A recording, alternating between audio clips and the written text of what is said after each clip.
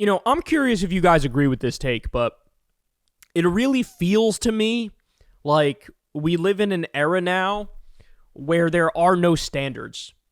And I do think that Trump helped usher in this era. I think maybe the internet is partly responsible as well.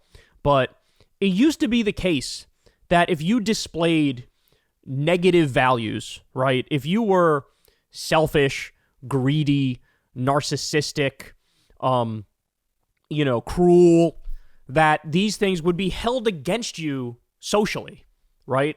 Like, you wouldn't have as many friends, people wouldn't like you, they wouldn't talk to you, word would get around, like, that's a bad guy, right?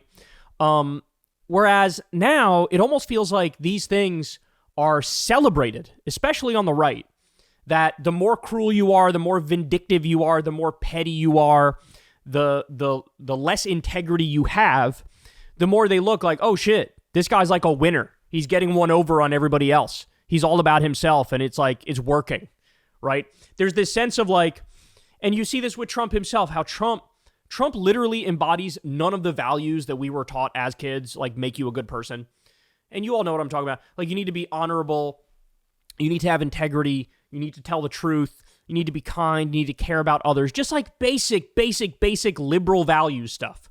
Where it's like, hey, we want to live in a society where everybody gets taken care of, everybody gets treated well, everybody gets treated equally. Like, here's how you have to act in such a society. He embodies the opposite of all of those things. And now that's celebrated on the right.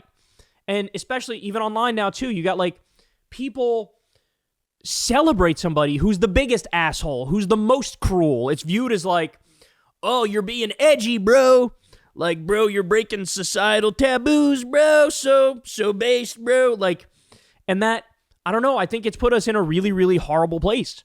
Because how does a society get back on track when things are celebrated that objectively undo a society? You understand what I'm saying?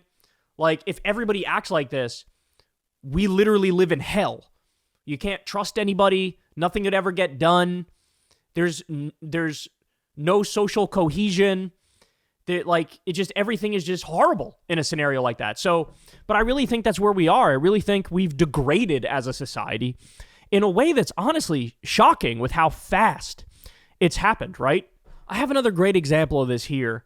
So there's a Republican representative by the name of Randy Fine, and he is a mega Zionist. I mean, this guy, he's sort of like what Fetterman is on the Democratic side, where Fetterman's like, rah, rah, genocide, yay, drop more bombs. This guy's sort of like the John Fetterman of the right. And although, I mean, almost everybody on the right is pro-Israel in the sense that they love the genocide. But this guy's like really next level with it. So he went on Fox Business. Listen to what he says here, bro. This is incredible. Congressman, you are one of 3 Jewish Republicans in the House. Are you comfortable working alongside Ilhan Omar?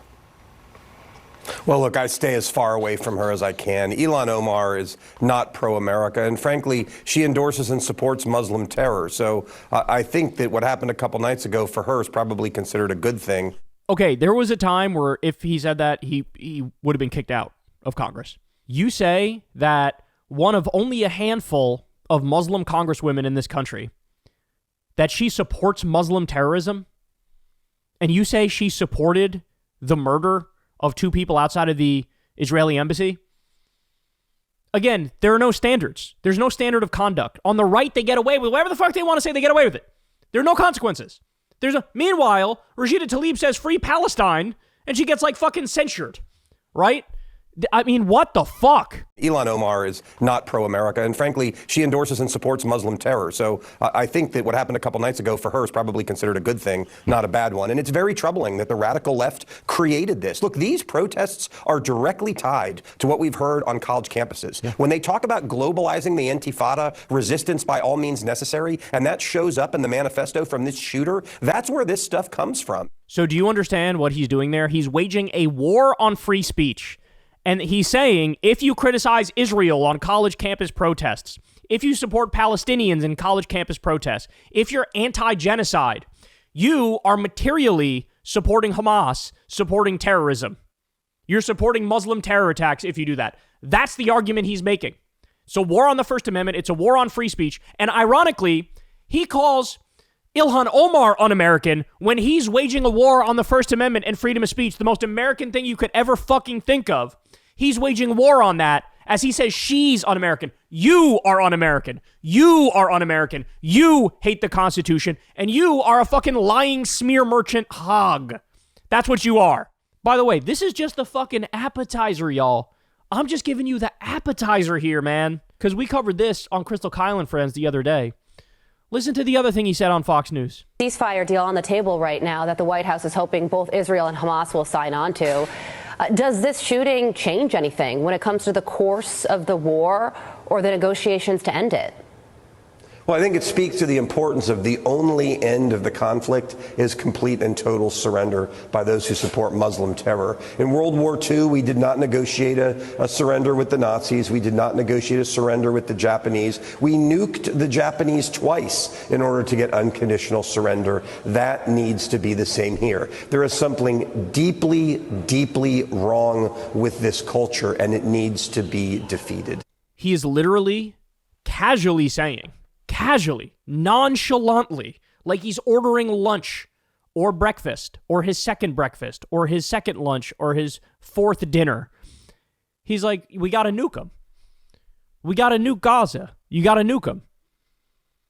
That's the only way. You got total victory, completely defeat them. You got to nuke them. That's what you got to do. He's talking about the mass murder of 2 million people in Gaza. And again, he's saying it like it's, like he's talking about what the weather is outside. Oh, it's a glorious, lovely day out there. I hear the birds chirping, very blue sky. He's like, yeah, mass murder 2 million Muslims. Terrorists! So let me get this straight. They are all terrorists, including the babies and the women, the innocent men. They're all terrorists, but you, actively and openly calling for nuking all of them, you're a good guy? You're the good guy. Now, he would say, yeah, why? Because he thinks Muslim lives don't matter. Palestinian lives don't matter. They don't count as human. They are subhuman. Interesting argument. Where have I heard that one before? Oh, that's right. That was literally the core of Nazi ideology and what they said about Jews, right? And now here you are, a Jewish man, doing that same thing to Palestinians, doing that same thing to Muslims. If this guy doesn't get censured, if this guy doesn't get kicked out of Congress, we literally have no standards anymore. You could say anything. You could come out and openly argue for grape in front of the world. Openly. And what would happen? Nothing would happen. I would say you could come out and argue for torture, but we already know that. The Bush administration did torture. The Trump regime signed an executive order to do torture. So obviously you can say you support torture. We have laws in place that try to allow torture. There are no standards. If you are a Republican, you could come out and say fucking anything, and nobody bats an eyelash. I mean, look at these two. Look at these two sitting there, listening to him. To them, it's nothing. This is nothing. Yeah, it's just a guy. Yeah, we should nuke millions of people. Why not? I needed to show you this. This is actually a real tweet. Randy Fine said, "There is no suffering adequate for these animals. May the streets of Gaza overflow with blood." That's what this man said. By the way, not only is he ideologically fascist and genocidal, his corruption also helped get him to that point. He's taken about $400,000 from AIPAC. What we're witnessing here is the unraveling of a society. There are no standards. There are no morals. There are no ethics. There are no principles. There's only shamelessness. There's only attention seeking. There's only narcissism. There's only greed. There's only evil. These people are evil. This man is evil, y'all. He's evil. He should be censured. He should be removed from office. Almost certainly a criminal. Should be locked up. I mean, directly advocating for the mass murder of 2 million people casually. I don't know. That seems kind of criminal to me. Smearing Ilhan Omar. She has an actual case for defamation against this son of a bitch who said she supports Muslims. It's fucking lie. An American congressman. It's total fucking lie. The real terrorist supporter, look in the mirror. Look in the mirror, bitch, if your whole body fits in it. Hey, y'all, do me a favor and like and subscribe. It helps out big time in the algorithm. Click the bell as well for notifications when videos drop. And watch that video on screen right now. You know you want to.